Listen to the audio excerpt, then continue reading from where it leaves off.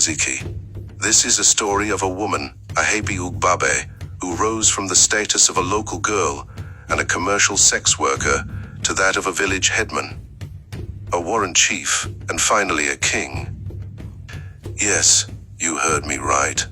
She became the first and the only female king ever in Igbo land.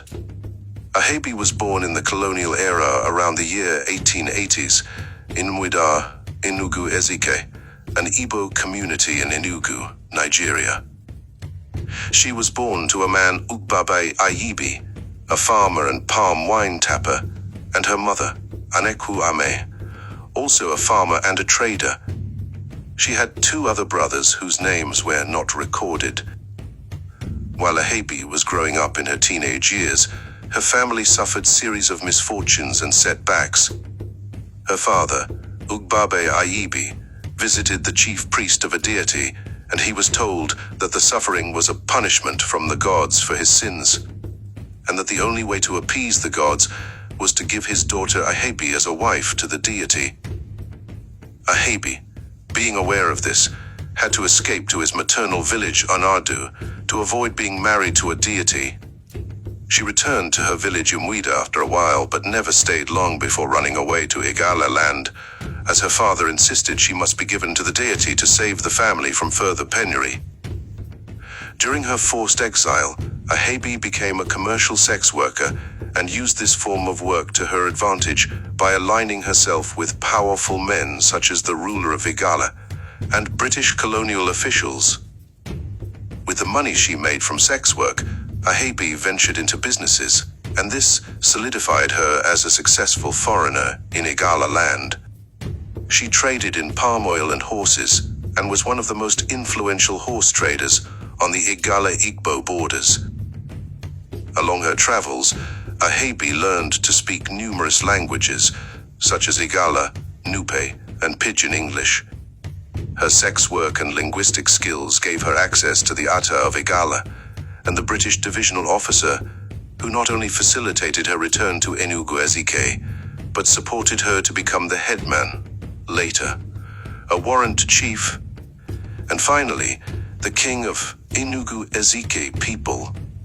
Ahebe's reign began few months after she returned to Enugu Ezike from exile around the year 1918.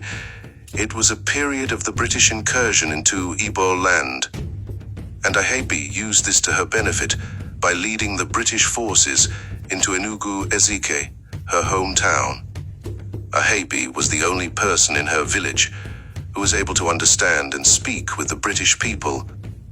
As a reward for her support, the British invaders removed a former headman, Ugwu Okegwu, who neither understands or could communicate in Pidgin English, and installed Ahebe Ugbabe as the new village headman. And due to her efficiency and continued loyalty, she was elevated to the post of warrant chief, a position that is only meant for competent men. The British district officer W.H. Lloyd mentioned that Ahebe was a lady of influence and power. She was intelligent and of a quiet disposition, and when she does speak, it was usually to the point and sensible.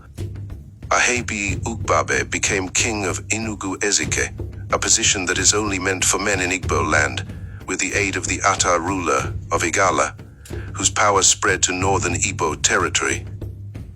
She had to travel to Igala for her coronation, as she couldn't hold such in her town, as it was a crime for a woman to be crowned king in Igbo land.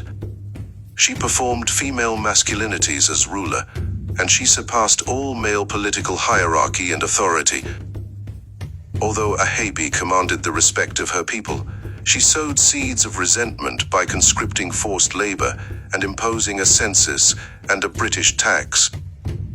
Well entrenched in her reign, King Ahebe Ugbabe began to hold court cases in her palace while making money from the services.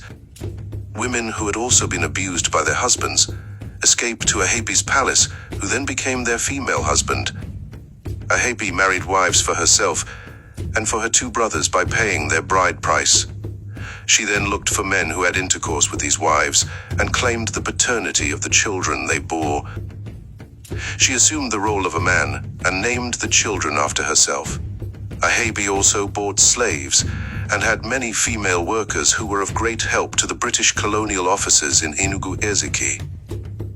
King Ahabi also hosted a school in her palace to teach the people after some Roman Catholic missionaries visited Enugu, Ezike in the 1930s, and informed the warrant chiefs to establish schools in order to educate the villagers.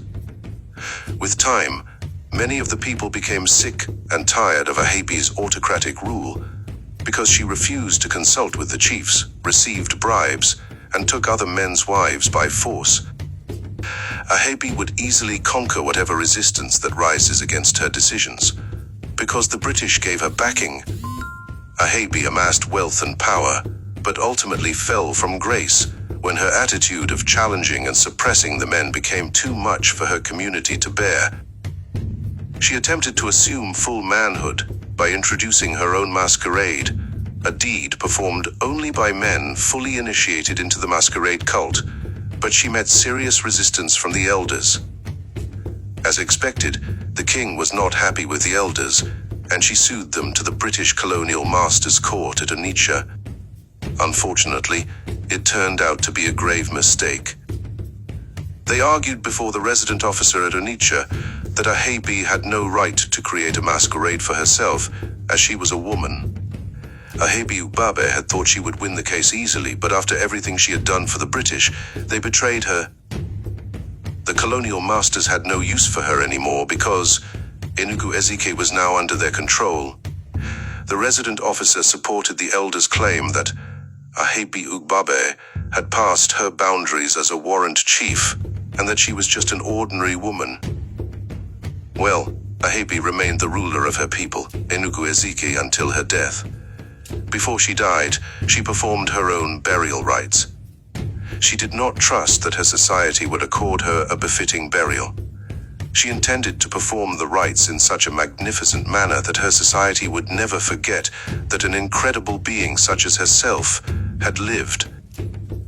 Her living funeral included gunfire, animal sacrifice, and music of remembrance. Ahabi died in 1948. Although she was a woman, she was buried according to the local customs for burying men. Till date, the story of Ahabi Ugbabe still rings bell in the ears of many. Her kind was rare. What do you know about Ahabi Ugbabe? We will be glad to hear your own side of the story. Thank you for watching. Ezike.